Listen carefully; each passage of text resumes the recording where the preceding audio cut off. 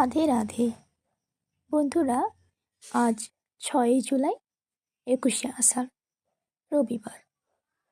আজকে দিনই পালন হচ্ছে শয়ন একাদশী বা দেবশয়নী একাদশী। এই দিন থেকে ভগবান বিষ্ণু 4 মাসের জন্য ক্ষীরসাগরে যোগনিদ্রায় প্রবেশ করেন। একে দেবশয়নী বা শয়ন একাদশী বলা হয়। এবার জেনে নিন শয়ন একাদশীর ব্রত কথা। রাজা যুধিষ্ঠির শ্রীকৃষ্ণকে জিজ্ঞেস করলেন, হে কৃষ্ণ, আষাঢ় মাসের শুক্লপক্ষের এই একাদশীর নাম কি? এর মাহাত্ম্যই বা কি? আমাকে কৃপা করে বলুন। শ্রীকৃষ্ণ বললেন, মহারাজ যুধিষ্ঠির, ব্রহ্মা এই একাদশী সম্পর্কে নারদ ঋষিকে বলে গিয়েছেন। আমি সেই আশ্চর্যজনক কথা আজ আপনাকে বলছি। আপনি অতি মনোযোগ সহকারে তা শ্রবণ করুন। শ্রী ব্রহ্মা নারদ ঋষিকে বললেন, এই ব্রতের থেকে পবিত্র ব্রত আর কিছু নেই। এই ব্রত পালন করলে সকল পাপ থেকে মুক্তি লাভ হয়। যারা যারা এই ব্রত পালন করেন না তাদের নরকবাস হয়। আষাঢ় মাসের শুক্লপক্ষে এই একাদশী ব্রত শয়ন একাদশী বা দেবশয়নী একাদশী নামে পরিচিত। এই ভগবান ঋষিকেশের জন্য এই ব্রত পালন করতে হয়। এই ব্রত নিয়ে এক খুবই মঙ্গলময় পৌরাণিক কাহিনী রয়েছে। এখনই তা আমি বর্ণনা করছি। বহু বছর আগে সূর্যবংশে মান্ধাতা নামে এক রাজা ছিলেন। তিনি ছিলেন একজন সত্য প্রতিজ্ঞ এবং প্রতাপশালী একজন রাজা। তিনি প্রজাদের নিজের সন্তানের মতো করে পালন করতেন। সেই রাজ্যে রোগ ব্যাধি দুঃখ অন্যায় ছিল না। এভাবেই কয়েক বছর কেটে যাওয়ার পর দৈব দুর্বিপাকে 3 বছর কোনো বৃষ্টি হলো না। এই দুর্ভিক্ষের ফলে সেখানে দেবতাদের উদ্দেশ্যে দান মন্ত্রে বা সদা ইত্যাদি শব্দ বন্ধ হয়ে গেল, এমনকি দেবপাঠও বন্ধ হয়ে গেল। এরপর প্রজারা মহারাজ এসে দয়া করে আমাদের কথা শুনুন।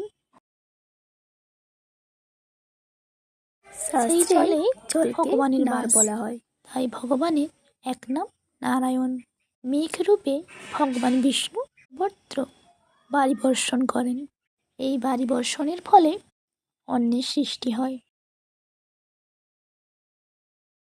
সেই অন্ন খেয়ে এখন সেই অন্নের অভাবে যারা ক্ষয়প্রাপ্ত হচ্ছেন। তাই মহারাজ, আপনি এমন কোনো উপায় অবলম্বন করুন যাতে আপনার রাজ্যে শান্তি ও কল্যাণ ফিরে আসে। তখন রাজা মানহানা বললেন, অন্ন থেকেই প্রজার উৎপাদন, থেকেই প্রজার পালন। তাই অন্নের অভাবে যারা বিনষ্ট হয়, আবার রাজার দোষেও রাজ্য নষ্ট হয়। আমি নিজের বুদ্ধিতে নিজের কোনো দোষ খুঁজে পাচ্ছি না, তবুও প্রজাদের কল্যাণে আমি আপ্রাণ চেষ্টা করব। তারপর ব্রহ্মাকে প্রণাম করে এরপর রাজা সৈন্যসহ সেখানে বনে প্রধান করলেন, ঋষিদের আশ্রমে ভ্রমণ করলেন। এভাবেই তিনি মহাতেজস্বী গম্ভীরা ঋষি দর্শন করলেন। রাজা ঋষিকে দেখা মাত্রই ঋষির চরণ বন্দনা করলেন। মুনিবর তাকে আশীর্বাদ করে সবকিছু কুশল জিজ্ঞেস করলেন। তখন রাজা তার বনে গমনের সমস্ত কারণ বিস্তারিত বর্ণনা করলেন।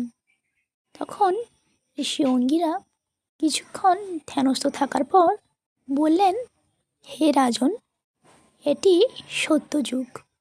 এই যুগে বেদপরায়ণ বা ব্রাহ্মণ ছাড়া তপস্যা করেন না। এই নিয়ম থাকা সত্ত্বেও এই বসুত্র তপস্যা করছেন।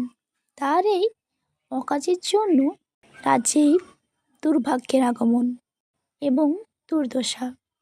তাকে হত্যা করলেই সকল দোষ দূর হবে। এই শুনে রাজা বললেন, হে মুনিবর, তপস্যাকারী নিরপরাধী ব্যক্তিকে আমি কিভাবে হত্যা করব? অন্য কোনো উপায় থাকলে আপনি দয়া করে বলুন। এরপর মহর্ষি গম্ভীরা বললেন, আপনি আষাঢ় মাসের শুক্লপক্ষে শয়নী নামের একাদশী ব্রত পালন করুন। এই ব্রতের প্রভাবে রাজ্যে নিশ্চয়ই বৃষ্টি হবে। এই একাদশী সর্বসিদ্ধিদাত্রী এবং সর্বোপদ্রব নাশকারিণী। হে রাজা, আপনি প্রজা এবং পরিবার সহ এই ব্রত পালন করুন। রাজা মুনিবরের কথা শুনে নিজের প্রাসাদে ফিরে গেলেন। এরপর আষাঢ় মাস উপস্থিত হলে সকল প্রজা রাজার সঙ্গে একাদশী উপবাসের অনুষ্ঠান করলেন। এর প্রভাবে প্রচুর বৃষ্টিপাত হলো। কালের মধ্যেই অন্নাভাব দূর হলো।